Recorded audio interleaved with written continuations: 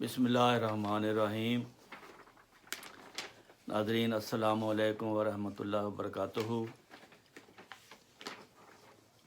आज 29 मई है।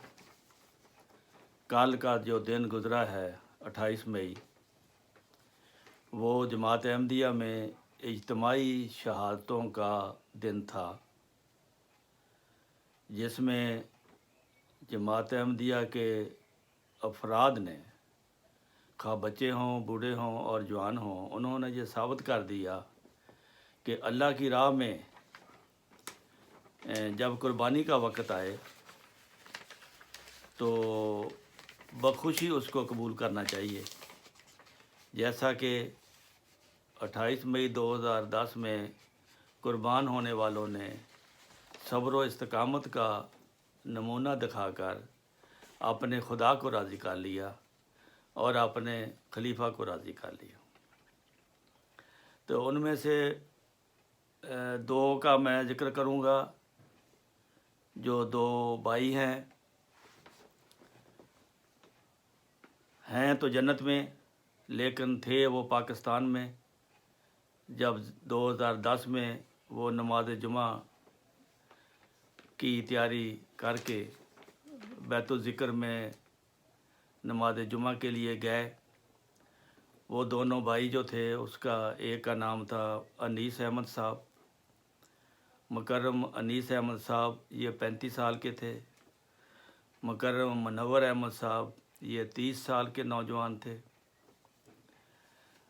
अनीस अहमद साहब अपने वालिद साहब के साथ महराब के नज़दीक बैठे हुए थे जब दहशतगर्दों ने हमला किया। तो उस वक़्त उनके वालिद ने कहा, बेटा आप छुप जाओ। तो उसने कहा, नहीं, मैं लोगों की मदद करता हूँ, आप छुप जाए। तो इस तरह उस बहादुर नौजवान ने लोगों की मदद की और लोगों को पानी पिलाते रहे, ज़ख्मियों को। तो एक दफ़ा उस नौजवान ने, इतने बहादुर थे, एक एक्सीडेंट में बाहर एक नौजवान को खून का अतिया भी दिया और उसके इलाज के लिए 5,000 रुपया भी दिया। ये इस कदर खिदमत करने वाले नौजवान थे। और ये कंप्यूटर का काम करते थे लाहौर में, लेकिन शहीद होने के लिए 28 मई 2010 को जुमा की नमाज़ अदा करने के लिए ये वहाँ आ गए। तो इस तरह इनको गोलियां लगीं। उसके लोगों को बचाते बचाते, लोगों को पानी पिलाते पिलाते तो आखिर जान आफरीन के सुपुर्द कर दी। दूसरा इनका भाई था, वो इससे छोटा था, वो भी उसी हाल में था। उसने हिम्मत करके जब बाहर से गोलियों की आवाज़ सुनी तो पहले बाहर भागा गया, फिर मेन दरवाज़ा हाल का वो बंद किया। फिर लोगों से पूछता रहा, किसी के पास असला है तो मुझे दो, मैं मुकाबला करता हूँ। लेकिन असला वहाँ किसके पास था? वो लोग तो जुमा पढ़ने आए थे।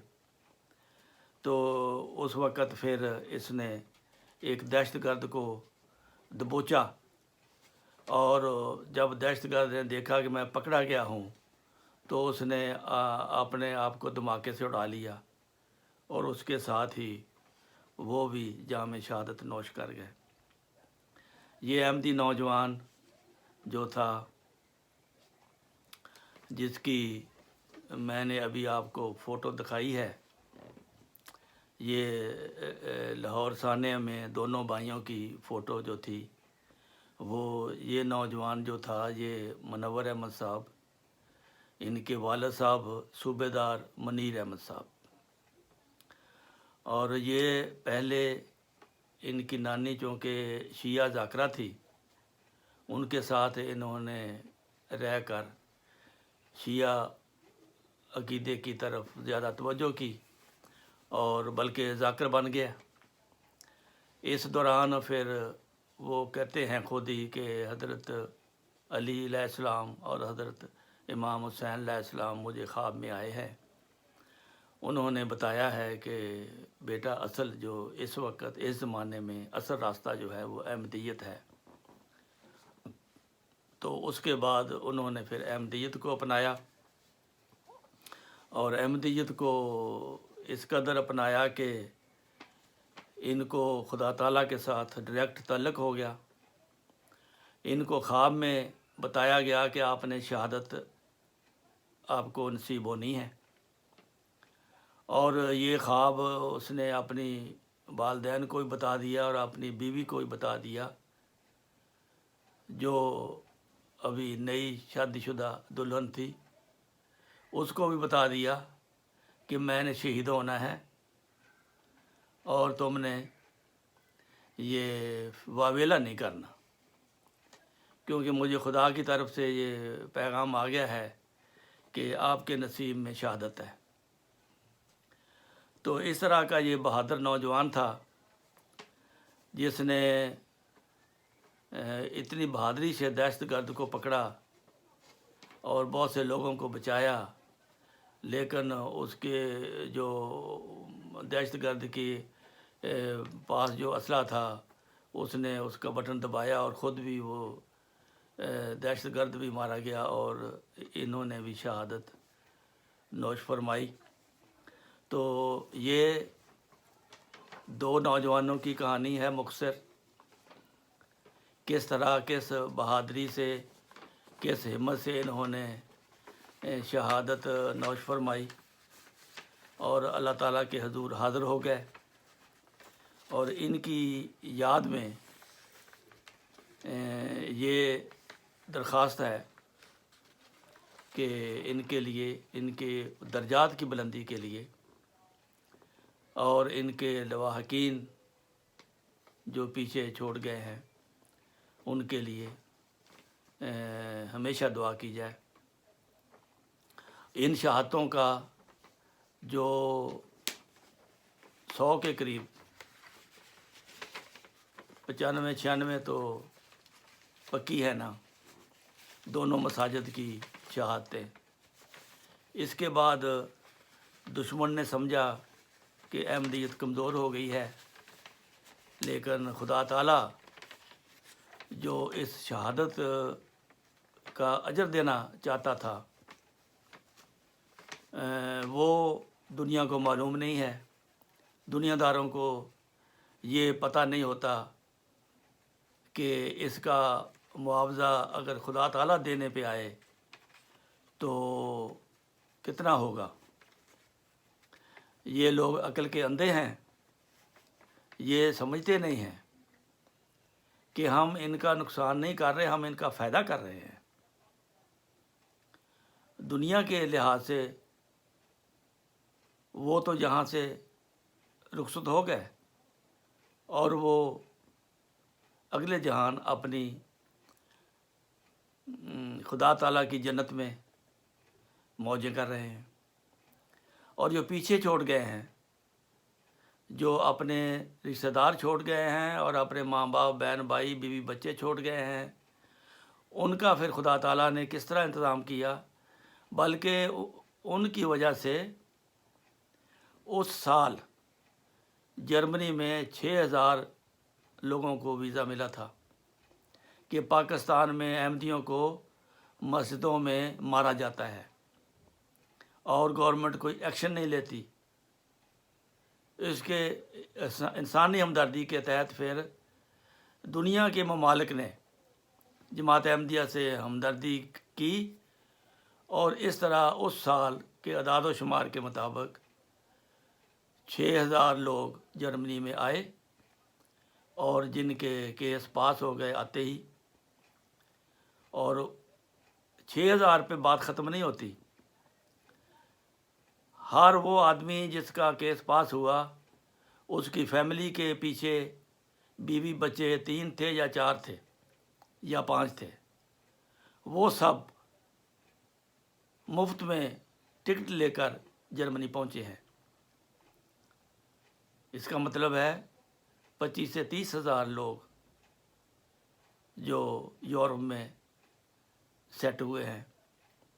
ان عقل کے اندھوں کو یہ نہیں پتہ لگتا کہ ہم ان کا تھوڑا سا نقصان کرتے ہیں، ان کو نفع کتنا ہوتا ہے، ان کو فائدہ کتنا ہوتا ہے۔ 95-96 لوگ شہید ہوئے تھے، وہ ساری کی ساری بمع فیملی آج یورپ میں سیٹ ہیں، ایک بھی ادھر نہیں ہے کہ جو وہاں رہ گیا ہو۔ سب کو انسانی امدادی کے تحت سب کے خاندانوں کو یہاں پر ویزے مل گئے ہیں۔ تو یہ اللہ تعالیٰ کا فضل ہے، اللہ تعالیٰ ان کے دلوں میں ڈالتا ہے کہ یہ مظلوم قوم ہے، ان کی وہاں نہ حکومت سنتی ہے، نہ کوئی ادارہ سنتا ہے، نہ کوئی عدالت سنتی ہے۔ جب ایسے حالات ہوں تو پھر ان کا خدا ہوتا ہے، تو خدا تعالیٰ پھر ایسے لوگوں کے دلوں میں ان کی محبت ڈال دیتا ہے، ان کی ہمدردی ڈال دیتا ہے کہ وہ پھر ان کا دل ان کی مدد کرنے کو چاہتا ہے، اور وہ خوشی محسوس کرتے ہیں کہ ہم ان مظلوموں کی خدمت کر رہے ہیں۔ تو یہ تھا منفی اور مثبت اس کے اثرات۔ اسی طرح اگر آپ ایک شہادت، ایک احمدی کو آپ شہید کرتے ہیں تو اس کے بدلے سینکڑوں ہزاروں احمدی جو ہیں وہ ہوتے ہیں دنیا میں۔ اس لیے دیکھنا چاہیے کہ خدا تعالیٰ پر اگر آپ، میں دشمن کو بھی کہتا ہوں کہ اگر آپ آنکھیں کھولیں اور سوچیں اور غور کریں تو آپ اس قسم کا ظلم کبھی بھی نہ کریں۔ تو آج کی یہ چھوٹی سی محفل مکرم انیس احمد صاحب اور مکرم منور احمد صاحب کے حوالے سے کی ہے۔ انشاءاللہ جس طرح مجھے کچھ ان کی معلومات ملتی رہیں گی آپ کی خدمت میں شیئر کرتے رہیں گے۔ السلام علیکم ورحمۃ اللہ وبرکاتہ۔